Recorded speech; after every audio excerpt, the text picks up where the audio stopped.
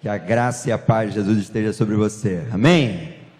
Não tem como não chamar de tia Ilma. Eu vou chamar de quê? Tia Ilma. E é assim para tanta gente especial. É tão bom estar aqui e rever tanta gente querida. Obrigado pelo convite, pastor Celso, meu pastor. Obrigado pela oportunidade de estar aqui junto com vocês. E aí vocês perceberam, a gente está no momento de aula, né? Então, como é que funciona isso diferente de uma pregação? Bom, em síntese, uma aula eu daria oportunidade para você falar aí, mas eu acho que se a gente fizer isso, a gente não sai daqui hoje. Então, a gente não pode dar oportunidade para as perguntas. Mas a dinâmica é um tanto diferente. Eu queria convidar você, então, para a gente abrir a palavra do Senhor, no texto de Atos, capítulo 13. Você pode, a princípio, achar estranho. Atos 13, verso 22. É o texto que vai nos ajudar de forma concisa para a gente partir a história ou partilhar a história do grande Davi, guerreiro, rei, tantas outras atribuições que este homem teve. Como vocês perceberam, durante o culto nós tivemos várias partes aqui, as pessoas contando a história de Davi para a gente. Então eu vou economizar isso também em decorrência do tempo, vou economizar um pouco da história e de contar um tanto a história, apesar da gente pegar uns lancezinhos, contar algumas fatias dessa história para poder provocar aquilo que a gente tem nessa manhã aqui e a nossa conversa aqui hoje nessa manhã. Abriu aí a sua Bíblia? Vê aí se tem Bíblia do seu lado, gente com Bíblia do seu lado. Se não tem Bíblia, oferece a sua aí. Se a sua Bíblia for o celular, oferece o celular. Depois pede para devolver, por favor, pelo amor de Deus, para você não ficar sem celular. Pessoal aí que é nerd ou gosta muito das coisas de tipo Star Wars, vai dizer que a Bíblia, a palavra de Deus, é uma espada. E quando você tem no celular é um sabre de luz. Já ouviu falar disso? Então, pegue o seu sabre de luz, ou pegue aí a espada, e vamos ler a palavra do Senhor. Atos capítulo 13, verso 22. Encontrou? Está ali sendo projetado, diz assim a palavra do Senhor. E tendo tirado Saul, levantou-lhes o rei Davi, do qual também, dando testemunho, disse: achei Davi, filho de Jessé, homem segundo o meu coração, que fará toda a minha vontade. Amém? Até aí a palavra do Senhor. Marchando com Davi pela fé. Quando a gente pega um texto e uma palavra como essa, provocante, o que significa, ou o que seria marchar com Davi pela fé? O pastor Celso nos ampliou esse entendimento, que para ser como Davi, nós precisamos ter a palavra de Deus no nosso dia a dia, consumir a palavra de Deus e ter a palavra de Deus como regra de fé e prática. Mas sabe o que acontece no nosso cotidiano, e é muito comum a gente ver isso? Nós temos entre nós um analfabetismo funcional. O que seria um analfabetismo funcional? Não é que as pessoas não sabem ler, é que as pessoas leem e não entendem o que leem. E quando não entendem o que leem, não vão à procura do entendimento acerca daquilo que elas não compreenderam. O exercício do conhecimento, por isso que a gente diz que a gente morre conhecendo, por isso que a gente faz o recurso do só sei que nada sei, a gente não consegue saber todas as coisas. Você hoje tem o seu netinho do seu lado, pequenininho, que sabe mexer no celular de uma maneira que você não sabe, e aí ele vai dizendo: é assim, vovô, mexe desse jeito, é assim que coloca um videozinho aqui para mim, já está te ensinando, não está? E aí a maior compreensão que a gente tem, que a gente não sabe todas as coisas, é quando você tem uma criança do seu lado te ensinando elementos que para você poderiam ser elementos que você deveria saber, mas não sabe. A partir de então a gente consegue entender que a gente não sabe de todas as coisas. E já que não sabe de todas as coisas, por que eu me privo de determinados conhecimentos? Um dos homens mais excelentes na Bíblia a respeito de conhecimento é o apóstolo Paulo. A Bíblia vai dizer para a gente que o apóstolo Paulo, ele era um homem versado em cultura, versado em línguas. Deus o separa e o escolhe para que ele seja um homem sinal a grandes nações, sinal do reino de Deus, um grande missionário. E o apóstolo Paulo vai dizer que dos pecadores ele se sente o principal. E por que ele se sente o principal? Ou que ele se percebe o principal?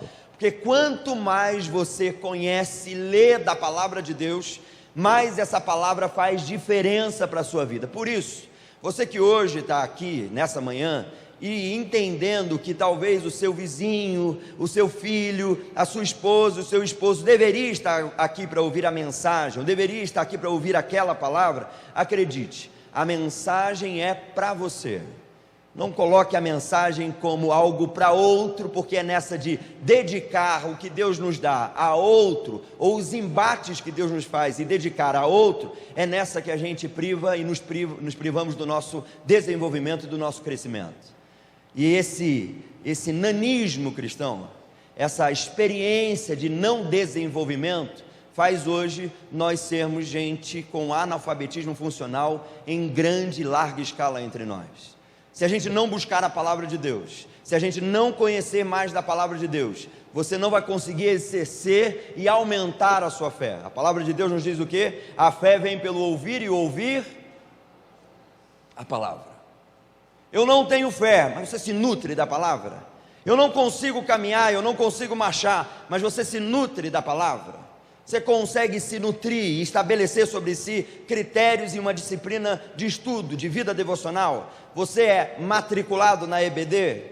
Não porque não dá tempo, não porque não tem como, a minha vida é muito atarefada, não porque eu já passo a semana inteira fazendo tanta coisa, acordar cedo pela manhã, para quê? Não tem como. E aí eu percebo uma coisa, não é que a gente não tem tempo, a questão nunca foi tempo, a questão é prioridade. Quando algo é prioridade para a minha vida, eu acho tempo, encontro tempo para colocar aquele elemento dentro da minha vida, dentro do meu dia a dia. Por isso que muitas vezes a gente diz assim, eu não tenho tempo para minha casa, eu não tenho tempo para minha família, eu trabalho tanto, você se torna um workaholic. E aí, dentro dessas perspectivas de justificativa, você não prioriza aquilo que é essencial.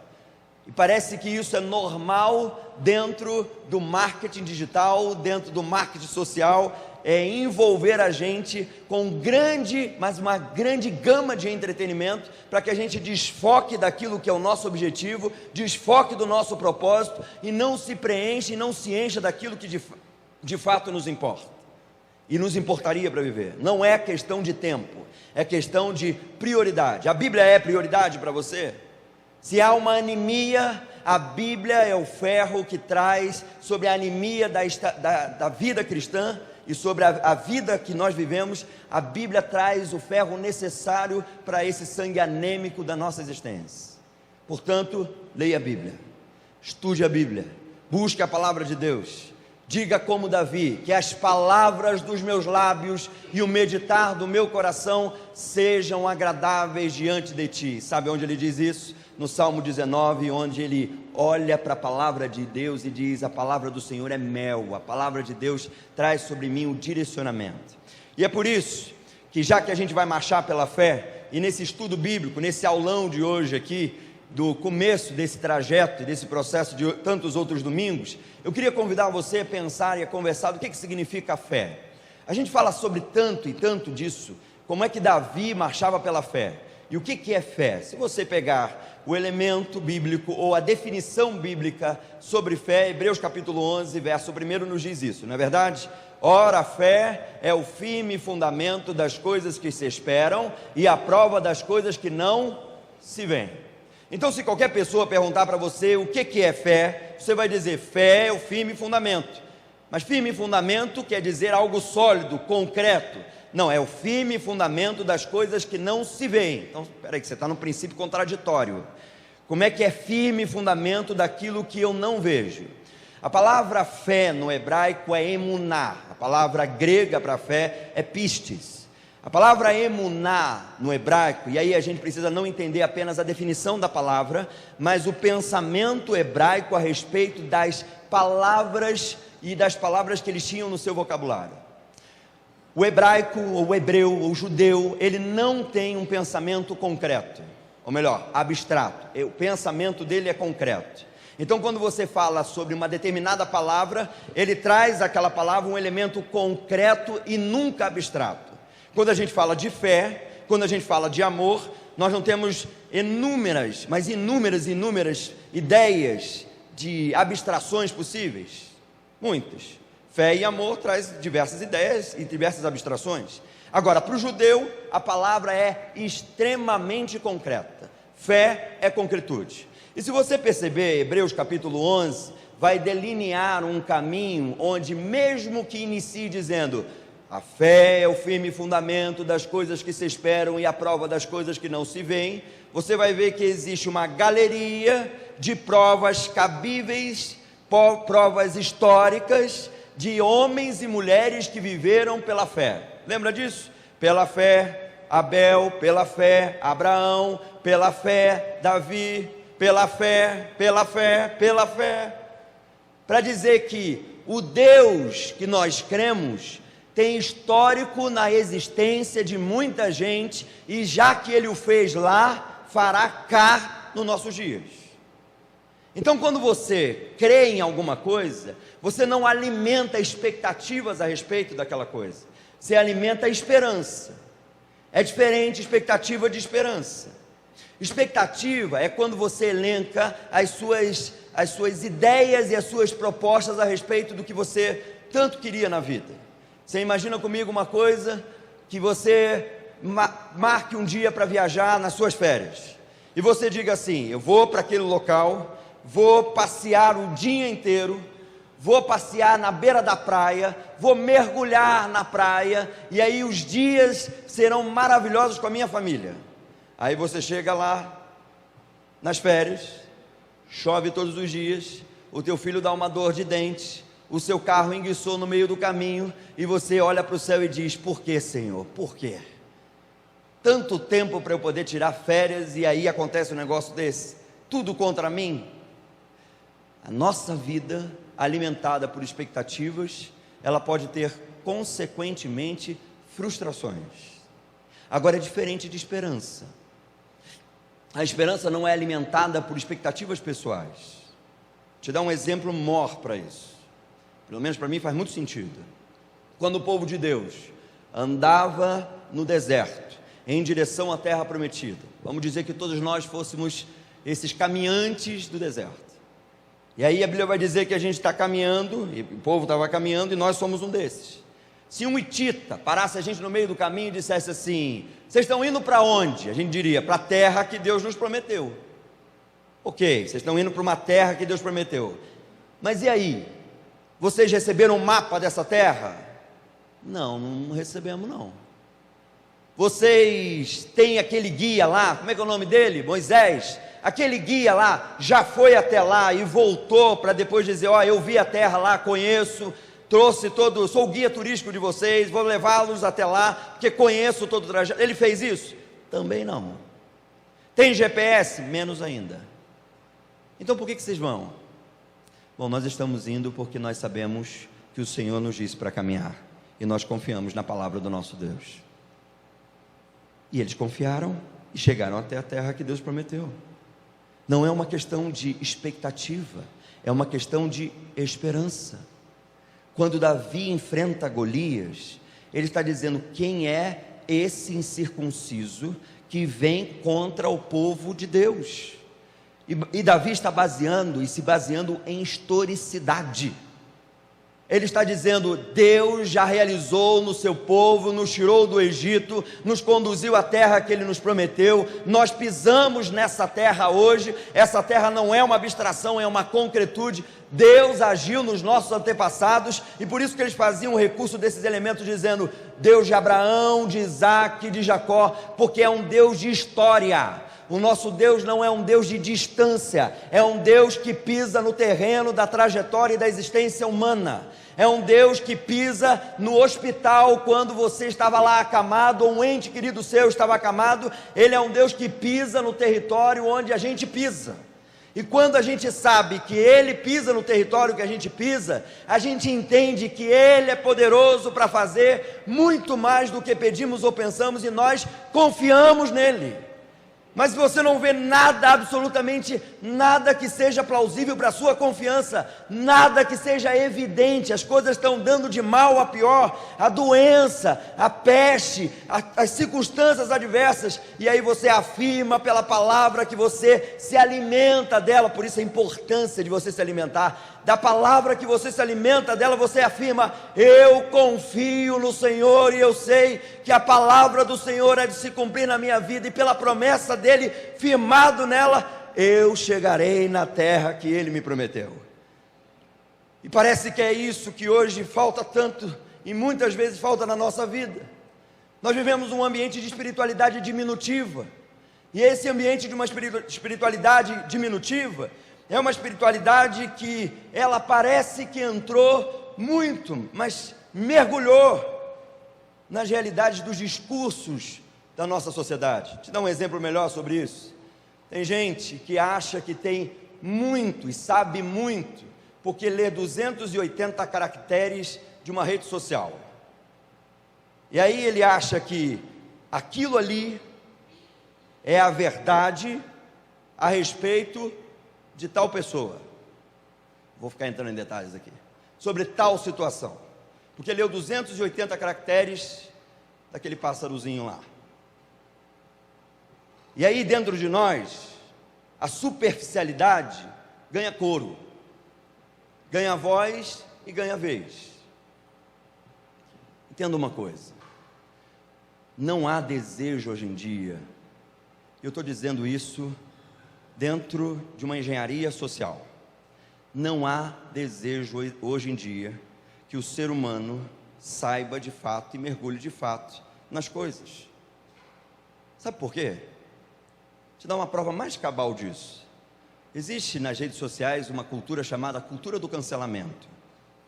E essa cultura do cancelamento, ela tem palavras, ela tem imagens que são gatilhos para determinadas pessoas já dizerem: tá vendo? Vamos falar mal do fulano, vamos cancelar o fulano, vamos colocar aqui, ó, nos comentários da mensagem da rede social dele, que ele é um crápula, que ele não presta, que ele não sabe nada, que ele é o ser humano mais ignômio possível. Ou seja, você não apurou, você não sabe o que aconteceu de fato, mas a superficialidade que nos é muito recorrente hoje em dia, fez a gente entrar na onda de uma cultura de cancelamento, porque alguém disse que aquele fulano fez algo de errado. É muita informação para pouco aspecto formativo. Nunca se leu tanto como no nosso tempo, mas nunca se leu tão mal.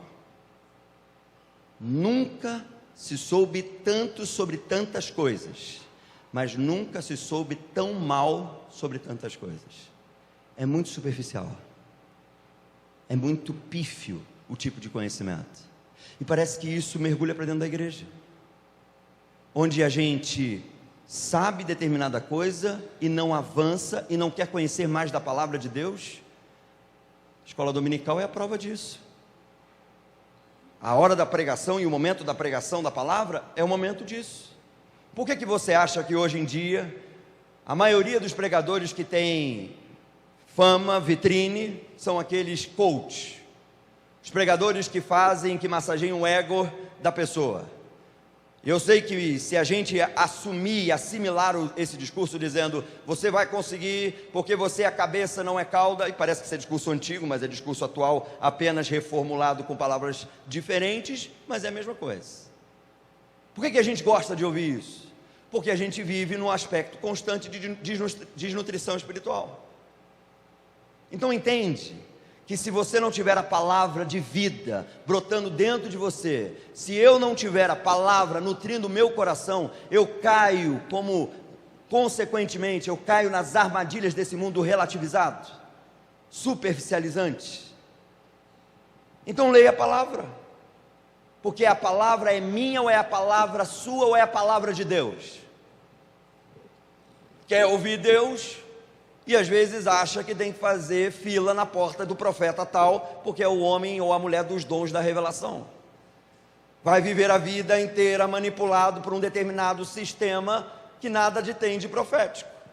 O que tem aquele sistema lá é um sistema de controle, de manipulação.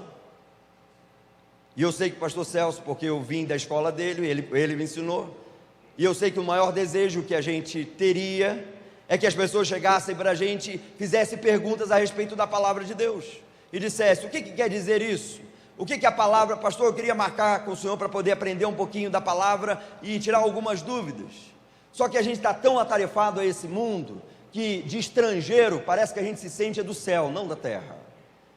A gente está tão aprisionado às realidades mundanas. E quando eu digo da mundanidade, eu não estou dizendo da experiência que você deve ter como ser humano nesse mundo. Tem um rabino que diz uma coisa muito interessante. Ele disse assim: Deus não só nos pedirá contas daquilo que fizemos errado, Deus também nos pedirá contas de tudo aquilo que Ele nos colocou à disposição para desfrutar e nós não desfrutamos. Então, de fato, é verdade. Tem muita coisa boa para se desfrutar desse mundo. O problema é que a gente se tornou tão refém dessas coisas boas, que a gente tornou o meio o fim. E a gente entendeu que aquilo dali não é apenas um instrumento para trazer um determinado prazer, aquilo é o prazer em si. Um mundo hedonista e pragmático. O hedonista que busca o prazer como fim em si mesmo, e o pragmático é útil. Isso é útil para mim? Se é útil eu faço, se não é útil eu não quero fazer. É por isso que as bocas são beijadas, e tantas bocas são beijadas pela mesma pessoa. É por isso que a minha espiritualidade, ou a nossa espiritualidade, às vezes ela é muito avulsa. Ela é uma espiritualidade que vem às quartas-feiras aqui, quinta-feira, não há problema visitar a igreja, tá? Não há problema visitar outras igrejas, senão a gente vira seita também, se disser que é o contrário. Mas às vezes a espiritualidade tem que vir aqui, tem que ir na irmãzinha fulano de tal, e no culto na irmãzinha fulano de tal, tem que ir no culto e na campanha do outro lugar, e isso tudo porque é uma espiritualidade sem pouso, sem porto seguro, não se encontrou. E quando a nossa espiritualidade não se encontra, a nossa espiritualidade se torna refém do discurso de alguém que muitas vezes é apenas um oportunista dizendo: assim diz o Senhor. E já viu que dizer essa palavra já dá tremedeira em muita gente. Assim diz o Senhor. E na realidade aquilo não era palavra de Deus, era simplesmente palavra de homem. Mas para você, para a minha vida, para nós conseguimos distinguir entre o certo e o errado, eu tenho que ter princípios e crivo. E o princípio e o crivo é palavra de Deus. Davi sabia disso de uma maneira incrível. Ele foi um homem, e tanto foi um homem chamado segundo o coração de Deus. Sabe por quê? Porque ele não ocultava, e é lindo ver isso na Bíblia. Ele não era ocultado dele os seus erros e os seus acertos. E os seus erros, alguma lista veio aqui durante o nosso culto. Dos desacertos, dos erros de Davi. Agora, Davi era um homem que tinha autenticidade. Um ser humano com autenticidade. E parece que a nossa espiritualidade, a nossa marcha de fé se desvincula dessa autenticidade. Deus prefere muito mais pecadores sinceros do que santos hipócritas. E a gente está sempre se vestindo melhor diante de Deus e dizendo: Senhor, eu vim aqui para te adorar. Hoje as canções, quantas canções maravilhosas que a gente cantou aqui hoje. O quanto que um hino como com a minha voz clama ao Senhor mexe na sensibilidade do nosso coração, não é verdade? Mas aí tem uma coisa: espiritualidade, que é a espiritualidade fajuta, enfeitada, criada, hipócrita, é a espiritualidade que só funciona nesse meio aqui, no seio de uma instituição. Sabe por quê? Porque quantas vezes Deus não ouve as canções que cantamos aqui, porque o grito que nós demos no carro com os nossos filhos ainda ecoa no ouvido de Deus. A briga que nós tivemos na semana e que não pedimos perdão ainda magoa o coração de Deus, e Deus não está nem aí para ouvir as canções que nós cantamos dos nossos circuitos religiosos.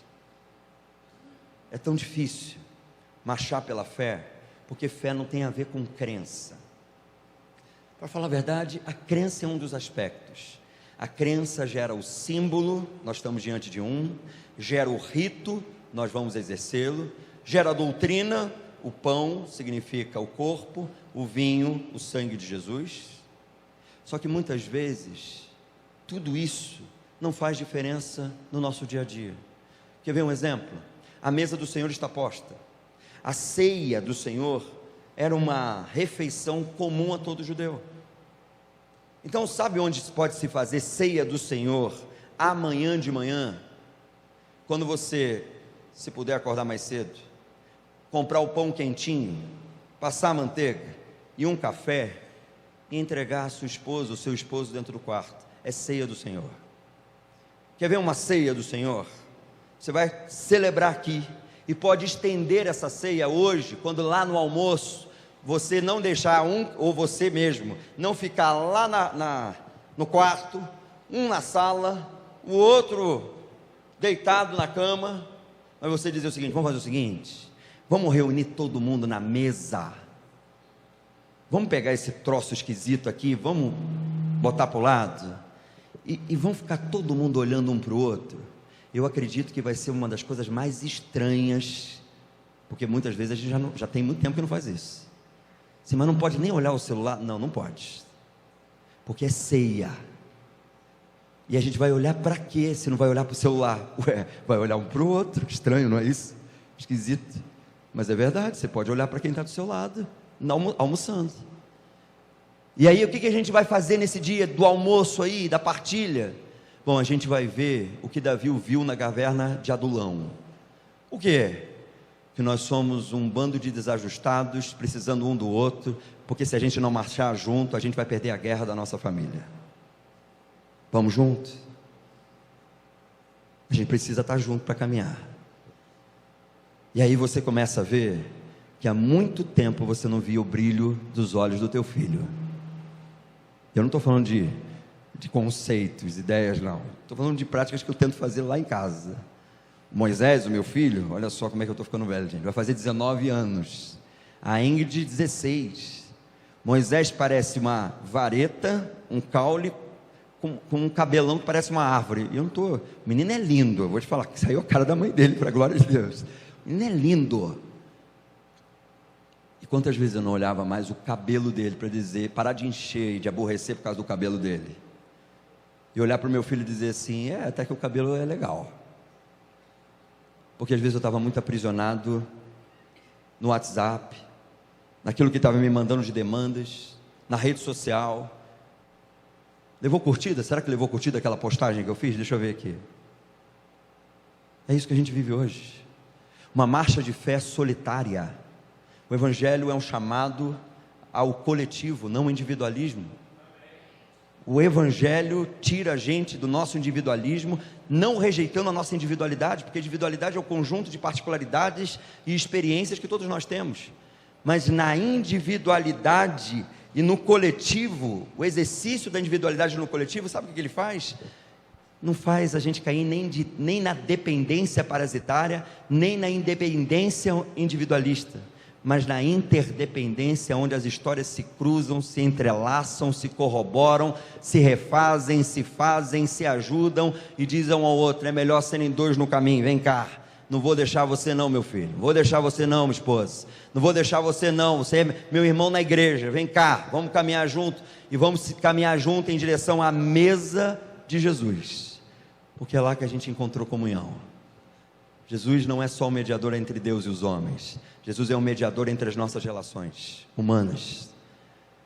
Todas as vezes que eu chego lá em casa e eu digo para o meu filho alguma palavra que seja nociva, acredite, Jesus recebeu primeiro do que ele.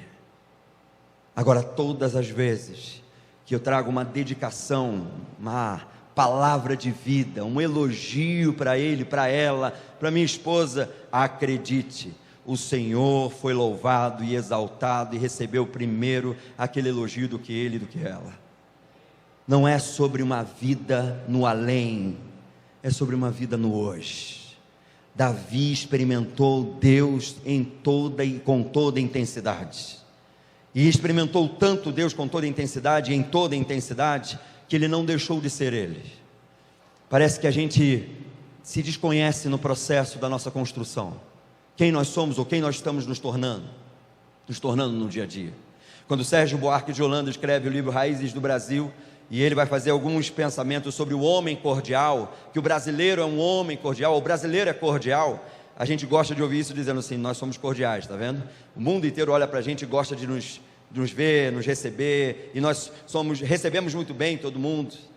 Mas não é isso que Sérgio Buarque está dizendo, não. Cordial vem de cordes, coração, passionalidade. Nós somos seres passionais. É por isso que você tem vontade, nós aqui, sangue, latino, quente, de meter-lhe a pancada no cara que fechou a gente ali no trânsito. E você diz assim: em nome de Jesus, E aí a gente recorre a Davi, ó, esse incircunciso filisteu que veio contra mim, me fechando o carro, que ele encontre o seu caminho. Você vê, nós somos passionais, e aí eu aprendi uma coisa: forte é quem é consciente da sua fraqueza, porque ao tomar consciência da sua fraqueza, você se torna extremamente dependente de Deus. Nunca foi, e a gente conversou e falou um pouquinho isso com a Lília, nossa pastora Lília, ontem.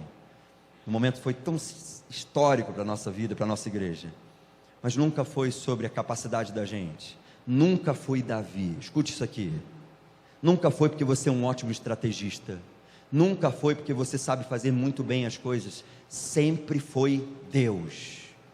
Nunca foi sobre a força do seu braço, nunca foi sobre o tempo de igreja que você tem, nunca foi porque você é batizado há trocentos anos, porque batismo de verdade é batismo revivenciado todos os dias, onde morre a velha criatura e nasce uma nova realidade para experimentar o fim último da gente, ser semelhante a Jesus. Por isso, santidade sem sanidade leva a gente a se enfiar numa bolha religiosa que não traz resultados e fruto nenhum para a vida de ninguém. Lembra que a Bíblia diz para a gente que nós temos o fruto do Espírito? E se eu sou uma árvore que tem um fruto, eu posso dizer sobre o meu fruto, eu consumo o meu próprio fruto? O testemunho sobre si é válido? Só quem consome o meu fruto pode dizer se o fruto é bom ou se o fruto é ruim. Então, ao ouvir quem está do seu lado, quem convive com você, descubra se o fruto do Espírito em você tem validade, se é bom ou ruim. Porque às vezes o fruto do Espírito quer amor, e aí tem os seus gomos: paz, longanimidade, verdade, fidelidade, mansidão, domínio próprio, alegria. Tem muita gente que está vendo você sentir alegria sozinho, e alegria na solidão é alegria que não vem e não provém do Espírito Santo de Deus. Alegria proveniente do Espírito é alegria atrelada em amor, e portanto é alegria que partilha a vida a todos quantos estão ao seu redor. Quando você diz assim: eu vou largar desse lugar, dessa pessoa, porque para ser feliz, eu vou dizer que isso é tal como o professor, e eu já vi uma vez isso, um professor que postou em rede social: está vendo os alunos que nós temos hoje? Olha só, nota vermelha, de 30 alunos, 20 tudo com nota vermelha. Professor, isso denuncia mais você do que os seus alunos. Se a felicidade é algo que você quer viver sozinho, isso denuncia mais você do que as pessoas que estão ao seu redor e que você diz que te fazem tão mal. Existem experiências que a gente tem que entender, e situações que na nossa vida, no nosso cotidiano, a gente se perdeu. E se perdeu, e já que se perdeu, a gente só precisa entender uma coisa: tem como se achar? Tem. Está aqui a bússola, o local ou o GPS. Tem como se achar. Por fim, Davi vivenciou uma experiência intensa com Deus. Enfrentou gigantes, exércitos, foi estrategista, pecou, errou, foi rejeitado, foi humilhado, mas foi um homem que sabia que tudo nele começava em Deus, era determinado por Deus e só tinha finalidade se terminasse nele. Não em vão, ele diz algo no Salmo 51, que muitas vezes foi citado aqui, o Salmo, mas ele diz assim: não me lances fora da tua presença. Eu não posso sair da tua presença, porque a tua presença é aquilo que me faz seguir em frente. Quando você chega à conclusão de que você não tem nada na vida, e você diz assim: a única coisa que eu tenho é Deus, você descobriu que você tem agora tudo o que você precisa para seguir em frente. Jesus, a palavra de Deus encarnada, que habitou, tabernaculou, passeou entre nós, e trouxe essa palavra ao nosso coração, para que do nosso coração fluíssem rios de água viva, e esses rios de água viva pudessem permear os desertos áridos, e as aridez e os desertos do mundo e das pessoas que nós convivemos. Minha gente, a questão é que nós, cada vez que nos afastamos da palavra do Senhor, mais sombrios ficamos, mais distantes da vida nós ficamos, e menos conseguimos proliferar a vida através de nós. Davi foi o homem que conseguiu marchar, mas só conseguiu marchar porque ele entendeu que não dava para fazer sozinho, precisava de Deus do seu lado, e precisava de quem estava ao seu lado, caminhar com ele em direção à vitória. Como é que você está marchando?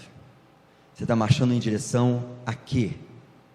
Talvez hoje tão perdido, tão perdida porque não tem a palavra como crivo para a sua vida, você hoje não sabe onde chegar.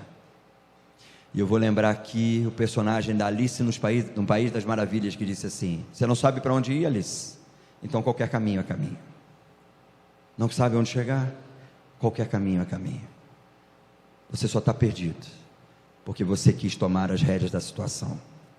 Você só está perdido porque você está ouvindo vozes e você não está ouvindo a voz de Deus. Ouça o conselho da palavra do Senhor: aquietai-vos e sabei que eu sou Deus. Ao se aquietar, você se priva das vozes do seu interior turbulenta demais, e das vozes que te rodeiam para dizer: somente a voz do Senhor se ouça entre nós.